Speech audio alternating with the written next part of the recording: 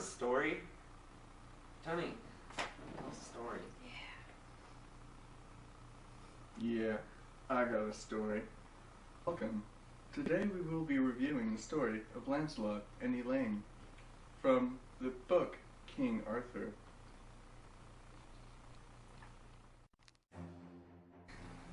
For many years, King Arthur and his knights fought against the Saxons at different places all over the land of Britain.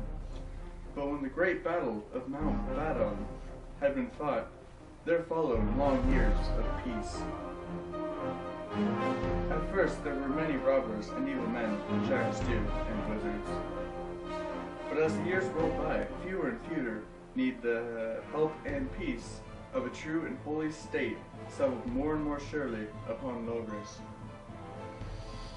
Now from the very first day when he came to the court, Launcelot had loved Queen Guinevere and her alone of all the ladies in the world. King Arthur felt no jealousy, for he trusted the high honor of both Launcelot and the Queen. But in the long years of peace, Launcelot was seldom called away from Camelot, and he and Guinevere began to spend more and more of their time together. More and more often without King Arthur's knowledge. In this way, the first shadow of a great evil crept into Logres, so silently and so innocent that it seemed no one observed it, nor did either Launcelot or Guinevere dream whither it would lead. Launcelot and the hermit went to a tower to save the lady who has been trapped for 5 years in a bath of scalding hot water by an evil enchantment put upon her by her wicked enemy. When they got there, Launcelot had to but touch the door for it to fall open and the enchantment to be released on the lady. As Launcelot rode back to Camelot, he came upon a castle that was half ruined and half whole.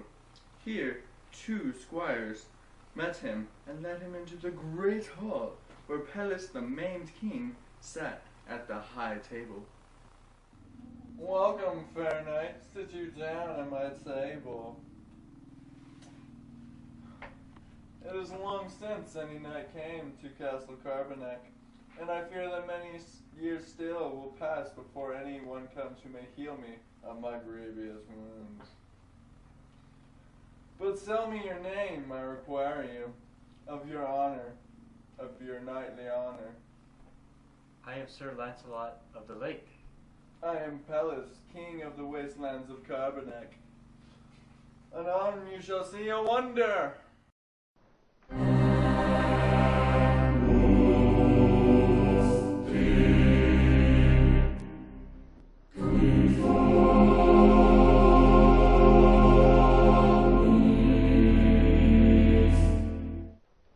My lord, what may this mean?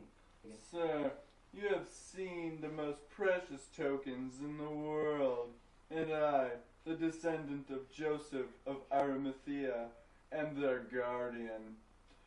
From that cup and platter, our Lord Jesus Christ ate and drank at the Last Supper. With that spear, the Roman centurion pierced his side as he hung upon a cross. And in the same cup, the Holy Grail, Joseph of Arimathea caught his most precious blood as it ran from the wound. When the wonder of what he had seen had passed from Launcelot a little, he spoke to his host of other matters, and many days he remained at Castle Carbonek. But King Pelleas had a daughter called Elaine, one of the fairest damsels in the world, and she loved Launcelot the moment she saw him. All the time he was at Castle Carbonek, Elaine tended to him and tried her hardest to win his love. But Sir Launcelot treated her with all courtesy, rode hunting with her, listened to her singing, played at chess with her. His heart was unstirred, and he remained faithful to Queen Guinevere. Then Elaine spoke with her father. Father, I know not what to do. Though I have tried, the love of Sir Launcelot baits me still. Do not weep and lament, my daughter. Launcelot shall indeed be your lord, and you shall bear him a son, which shall be called Galahad, who shall bring the wastelands from under the shadow of the curse, and heal me of my grievous wound. I know not how this may come to pass, but that it will be so. Have no fear. The days went by, but Elaine did not prosper in her love. At length, in despair, she turned to the aid of enchantments, and there came to her a damsel named Bryson, who was skilled in all the arts of which Morgana Le Fay was queen. And so Elaine went secretly from Carbonac. There came a man to Launcelot bearing a ring, which seemed to him on that he knew well which Queen Guinevere always wore. Where is your lady, the queen? Sir, she is at Case Castle, not far from here, and she bids you to come to her as soon as may be. Oh.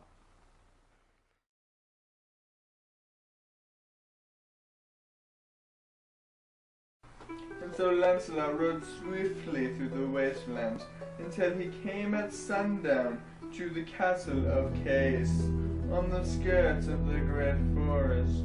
There he found Queen Guinevere, or so it seemed to him. Really, it was Elaine, who had taken the form of Guinevere for a little while. Milady, here is your ring. I thank you, sweet knight. For what have you summoned me? Launcelot, my love for you is too great. Will you marry me this night and be my lord till God take us from this earth? Indeed I will, if that is your wish, for I have loved you from the moment I saw you. Oh, how happy you make me.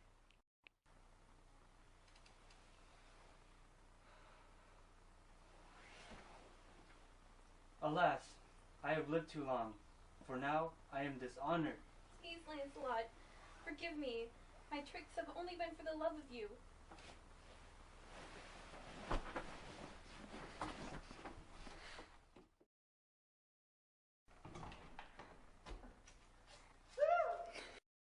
But Launcelot was too guilt-ridden. In his agony of mind, he leapt out the window and ran away until he was lost in the forest. For 7 years he would wander, having gone mad from the shame of what he had done. Then one day the son of Elaine, had born from Launcelot, came running to his mother. Mother, come look. I found a goodly man who lies sleeping by the well. Take me to him immediately, Galahad.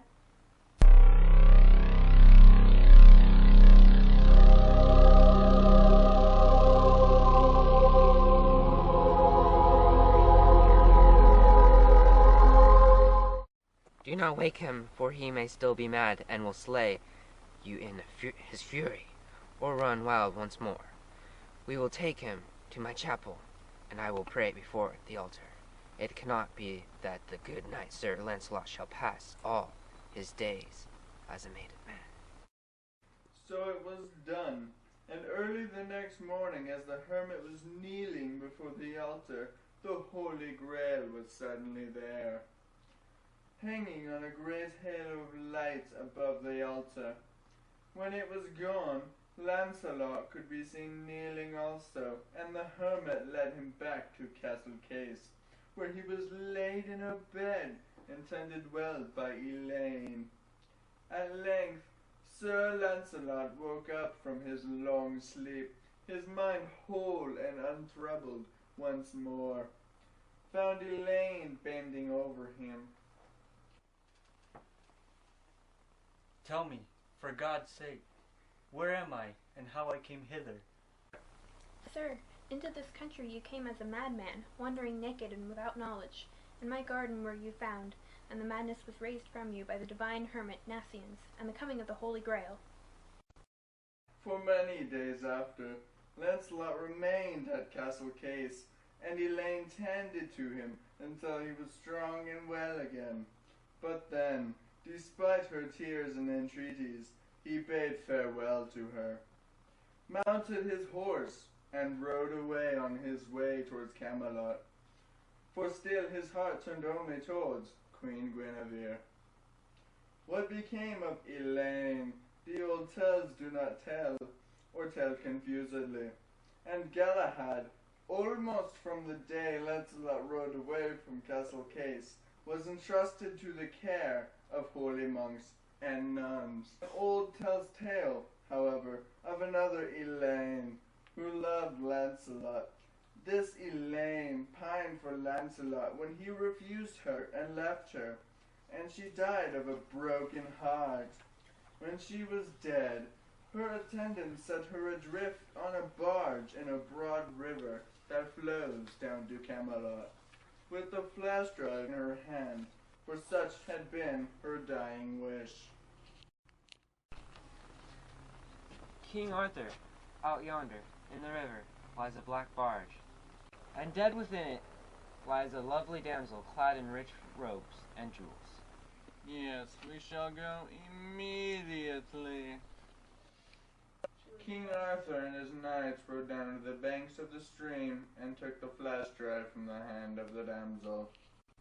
Most noble knight, my lord Sir Launcelot, now hast thou won me from your love, for I loved you dearly, and my name was Elaine of Launcelot. Therefore I beg all ladies to pity me, and for my soul that they shall pray. For my body they give it for honourable burial, and pray you for my soul, most peerless Sir Launcelot. Ah, my lord, Arthur, know that I am sad indeed, and filling with pity in the death of this lady. But I call to God to witness that I am not willingly the cause of her death. Truly she loved me, and longed above all things to be my wife. But it might not be, the love cannot be commanded, and I would think it foul shame and dishonor to wed one whom I did not love.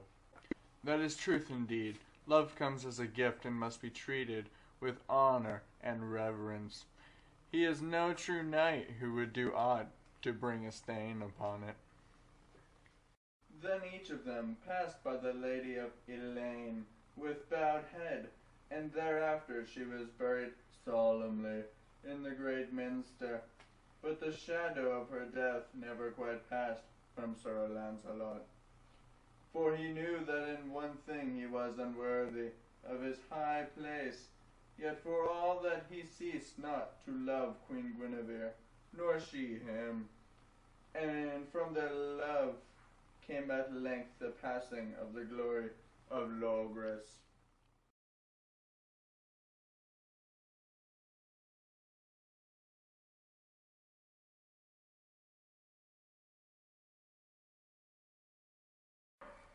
Holy crap!